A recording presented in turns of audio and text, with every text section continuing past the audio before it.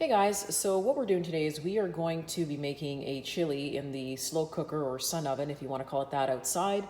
It's going to be high 90s again, and crossing fingers that we're going to get some rain, but I don't know if that's going to happen. So I'm trying to keep the heat out of the house. So these are 4 sort of packets or a pound of beef that I have here. And all I've done so far is I've added a cup of beef broth to just to the beef. And then what I'm going to do going forward is I'm not going to saute. I know that the standard is, hey, we have to saute and add our onions and all that kind of stuff. But when it's slow cooking all day long, you're going to find that in the sun oven, it will actually meld it all together very nicely. And you can go out and you can stir it. And you don't have to worry about taking the extra steps of sauteing it. So that's what we're going to do. So with this recipe that I normally use, I use 4 cups of sauce. Now, it doesn't have to be your sauce. It could be sauce from the store. There's no judgment. So 4 cups of sauce.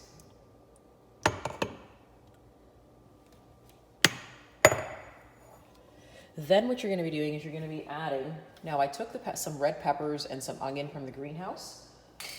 And of course, because we have so many hot peppers, I have added hot peppers to the mix here. So we're going to be adding some of this. I got to get rid of these hot peppers somehow.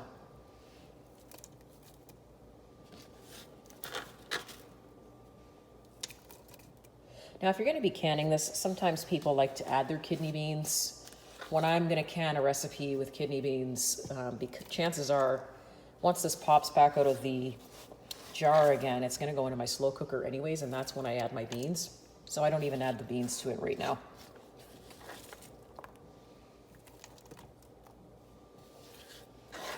But you can. You could probably add about 3 cups of beans, kidney beans, to this and get away with it to can it. And of course, when you're going to can it, you're going to be putting it in the pressure canner for 90 minutes.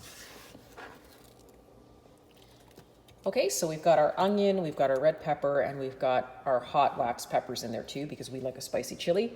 And then what you're going to do on top of that is you're going to be adding about a half a cup of chili powder, which is already in there. You can see that on top of the meat. You're going to be doing about 2.5 to 3 teaspoons of cumin. I use a smoked paprika, so I used about a tablespoon of smoked paprika. You're going to be using 2 tablespoons, depending on your taste, of unsweetened cocoa powder. And then you're also going to be doing a tablespoon of sugar. And you're also going to be doing, of course, because we have our coriander that we ground the other day, you're going to be using a tablespoon of coriander. So what I've done is I've put all of it in here, and away it goes. Now, like I said, you could add your kidney beans in here if you wanted to, but you don't necessarily have to. And what you want to do now, even though it looks like there's not a lot of moisture in this pot, you don't have to add any water to this, because the slow cooker is going to use all of the water that you have, because the beef is somewhat frozen, and it will be able to sort of mix, take that water and use it as the mix, because we really don't like a watery kind of chili. I like my chili sort of thick. So all I'm going to do is give this a really quick stir, and then I'm going to put the lid on it. I stole my pot, of course, from the Instapot, because that way it's a big enough pot. This one's about an 8 quart. We're going to give it a stir, and then what I'm going to do is I'm going to put it out in the slow cooker for the day. Okay, so this is all mixed down now. You can see sort of where I've sort of started mixing it. I'm going to add a little bit more pepper in here. And I'm going to throw the lid on it, and then we're just going to throw it into the sun oven for the day. So today what we've done is we put the sun oven on the ground. It is a little bit windy, so I don't want this thing acting like a big parasail and sort of sailing away with my chili. And I'm just going to take a look and see at the back here. If you take a look, it's definitely not lined up. So we have to line it up with the center of the just little pinhole there at the bottom, which means I will have to adjust the back of it so that it can raise up and be able to line up. So at the back here, if you see,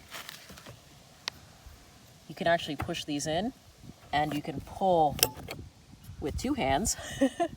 You can pull this up so that your sun oven sits forward and lines up with the sun. So I'm just going to do that now. Okay, so it's almost at the last rung. It's hooked in and ready to go. And if you take a look down here, just up the little pinhole, now we're bang on. Okay, so now it's time to go and basically fit the pot right into the sun oven and close it up. So we have some steam happening now inside the cooker after a couple of hours. So it's getting hot in there. I can see that the chili is starting to cook down, and obviously it's defrosted. So I'll be giving that a little bit of a stir, but it's doing really well. So we're going to leave it in there, like I said, for the whole day. Follow the sun right around till I have no more sun, and then we'll see how far we got. But it smells amazing. I can smell it outside of the cooker. So let's let it go. Oh my goodness, this chili smells amazing. So basically, guys, it's hot. It's the oven is almost at about 300.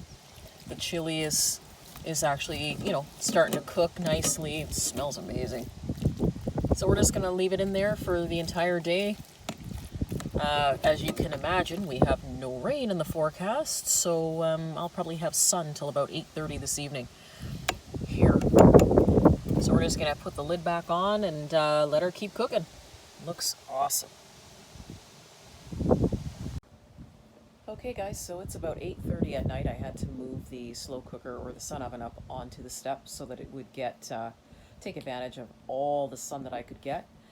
It's slowly, it's still about 275 in here, but it's slowly losing its,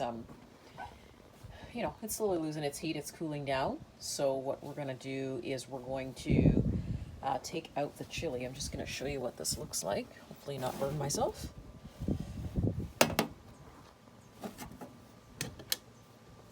Door's hot. Big old whoosh of steam there.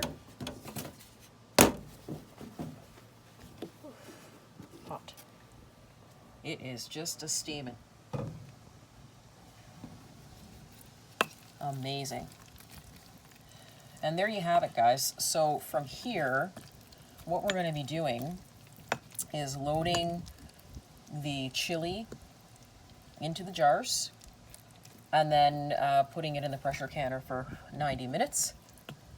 And there you have it. That is probably going to give me about 4 quarts. Yeah, probably about 4 quarts to basically put away on the shelf, let it sit. The longer you let it sit, the better it is for winter.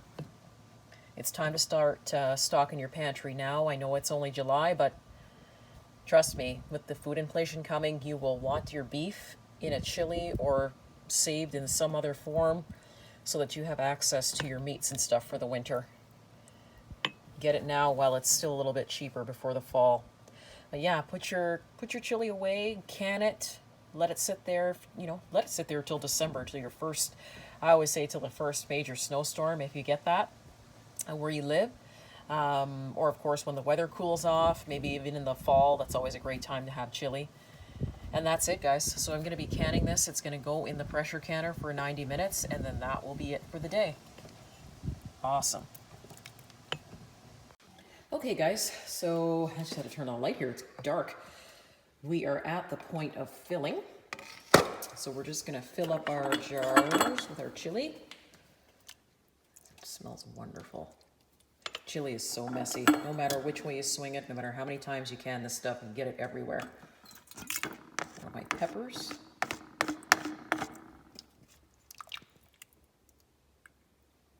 It's actually making me hungry.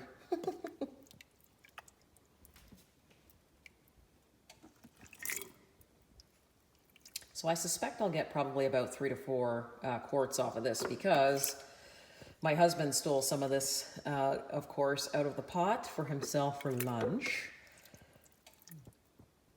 But that's okay. Won't be the last time over the summer I'll can some chili. Okay, so what I'm going to do is I'm just going to continue filling the jars, and then once these are filled, I'll take a shot of what they look like before I put them in the canner, And then we're gonna process them for 90 minutes. It smells amazing. You guys, I'm getting hungry. Okay guys, here they go. So I'm gonna be putting them in the processor. And of course, I had about a 3/4 of a quart, but that was because we kind of robbed chili yesterday. So I have 3 full ones, and I'm probably gonna end up having chili this evening for dinner, so I don't have to keep it stored or put in the fridge. And so 90 minutes, don't forget to wipe your lids and your rims, of course, with vinegar. But doesn't that look amazing? So I'm gonna throw it in 90 minutes and we're good to go. Then it's gonna go in the pantry until winter. And there you have it, guys. When you pull it out after 90 minutes, this is what it should be doing. So we're just gonna let it cool down, but we have now 3 quarts of chili we can now throw on the shelf and pack it away for the winter.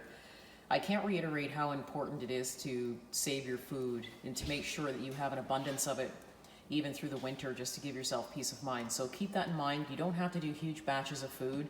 3 jars here and there really adds up. Thanks so much for joining me. See you soon.